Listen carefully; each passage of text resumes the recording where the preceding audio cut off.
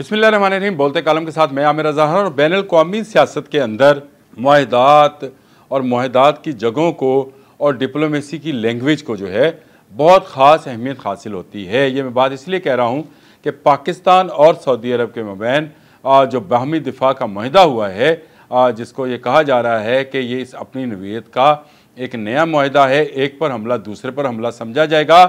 इस मुआहदे के तहत पाकिस्तान और सऊदी अरब एक हुए हैं। ये मुआहदा कहाँ पे हुआ, ये बहुत अहम पॉइंट था जिस पर किसी की नज़र नहीं है।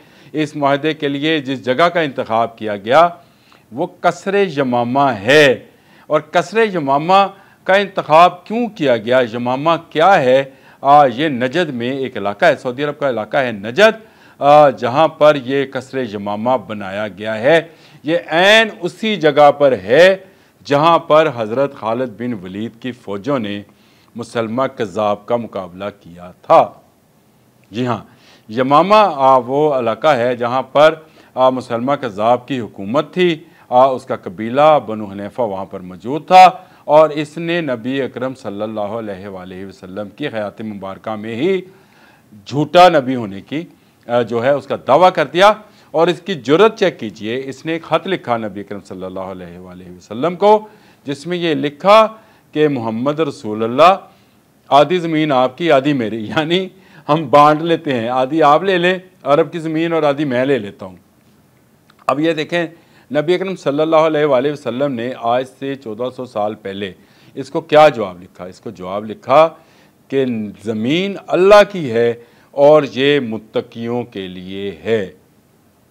जी हाँ, ज़मीन अल्लाह की है, इस पर किसी की हाकिमियत नहीं है माँ सिवाय हमारे सोने अल्लाह के। और इस पर अगर कोई हक जताता है तो वो मारा जाएगा। 11 हिजरी में एक जंग होती है, हज़रत अबू बकर सिद्दीक़ पहले जो खलीफा थे उनके ज़माने में ये जंग का आगाज़ होता है। हज़रत खालिद बिन वलीद को भेजा जाता है कि जाएं और इस कज़्ज़ाब का ख़ात्मा करें। मुसलमानों की फ़ौज को बहुत कम थी और यमामा में 40,000 मुसलमान कज़्ज़ाब के लोग जो थे मुसल्लह हथियार बंद थे और वो जो है मुकाबला करने आए मुसलमानों का। और खालिद बिन वलीद ने वो जहाँ फशानी दिखाई, वो जुर्रत का मुज़ाहरा किया कि 40,000 का लश्कर उड़ा कर रख दिया बम्मा मुसलमान कज़्ज़ाब के।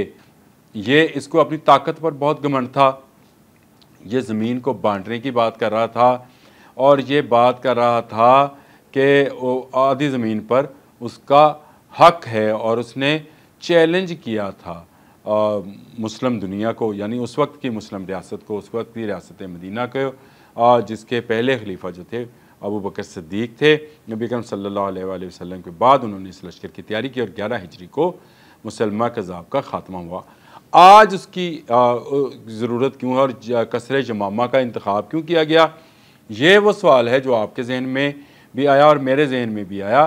तो इसकी वजह यह है कि इस वक्त का कज़्ज़ाब जो है वो नेतन्याहू है, जिसने एक झूठा नक्शा बना रखा है ग्रेटर इसराइल के नाम पर। और इस ग्रेटर इसराइल के नाम पर बनाए जाने वाले नक्शे के मुताबिक वो सऊदी अरब तक पहुंचना चाहता है। उसमें तुर्की के भी कुछ इलाके शामिल हैं, मिस्र के भी कुछ इलाके शामिल हैं और पूरा गल्फ़ शामिल है। यानी वही मुसलमान कज़्ज़ाब वाला मामला कि आधी ज़मीन आप रख लें, आधी ज़मीन मुझे दे दें, आधी से भी ज़्यादा, बल्कि वो तो लेना चाह रहा है, पूरे का पूरा गल्फ़ लेना चाह रहा है। चले मुस्लिम दुनिया की आधी ज़मीन ही समझे इसको।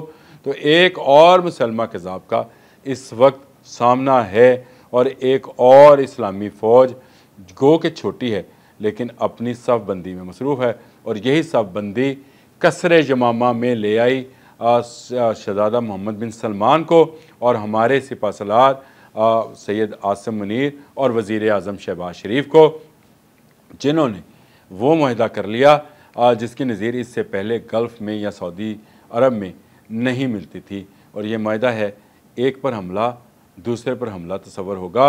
यानी अगर इंडिया पाकिस्तान पर हमला करेगा तो सऊदी अरब पाकिस्तान की साइड बाय साइड खड़ा होगा। उसके जितनी भी उसके पास असला है, गो के वो अमेरिकन है, इसराइल पर तो नहीं चला सकते, इंडिया पर तो चल सकता है ना जी। सोचने वाली बात है, ये चल सकता है कि नहीं चल सकता। और एक नया पॉइंट ऑफ फायर जो है वो पाकिस्तान को मिलने जा रहा है।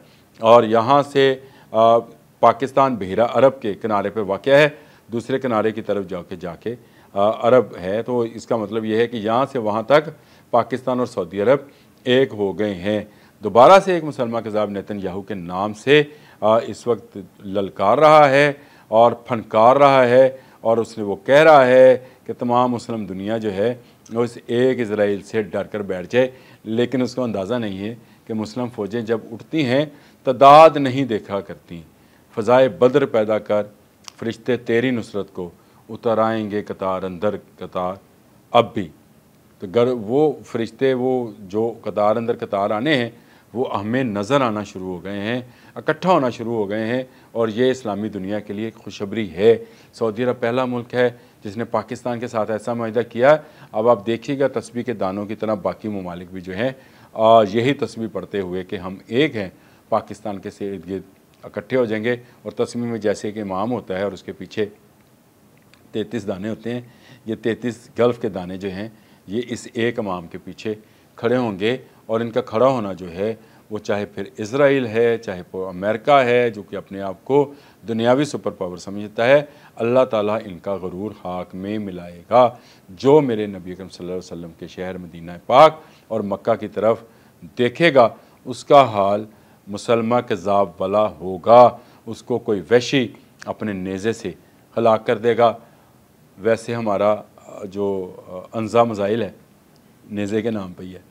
तो मैंने आपसे कहा कि कोई वैशी जो है फिर वो आकर ऐसे मुसलमान कज़ाब को जो कि लेटेस्ट शक्ल में नेतन्याहू की शक्ल में हमारे सामने आया है, जो अरब की ज़मीन को बांटना चाहता है, कुफर फैलाना चाहता है उस सरज़मीन पर जहाँ से इस्लाम का आगाज़ हुआ, उसका ख़ात्मा शायद इन अबाबीलों से है। जिस तरह से सूरह फ़ील में हाथी वालों का मुकाबला अबाबीलों ने किया था, और ये अबाबीलें अब उड़ती हुई सऊदी अरब तक पहुंच गई हैं। और अगर इनकी तरफ कोई हाथी वालों का जुलूस आया तो उसका भी वही असर होगा जो अबरहा के लश्कर का हुआ था। मुसलमा कज़ाब से लेकर अब तक यमामा एक अहम जगह है। मैंने बात यहाँ से शुरू की थी कि ये कसरे यमामा का इंतखाब क्यों किया गया। रियाज़ में भी हो सकती थी ये मीटिंग, जद्दा में भी हो सकती थी, मक्का में भी, मदीना में भी, लेकिन जो पैगाम देना था वो ये दिया गया कि कसरे यमामा वो जगह है जहाँ पर ज़मीन पर हक जताने वाले मुसलमा कज़ाब को हलाक किया गया था, उसको जहन्नम वासिल किया गया था। और अब भी अगर कोई ज़मीन को बांटने को, ख़ित्ता अरब को बांटने की बात करेगा और कब्ज़ा करने की बात करेगा, उसका हशर भी मुसलमा कज़ाब जैसा होगा। अब तक के लिए इतना ही। अल्लाह हाफ़िज़। वो मुआहदा कर लिया जिसकी नज़ीर इससे पहले गल्फ़ में या सऊदी अरब में नहीं मिलती थी।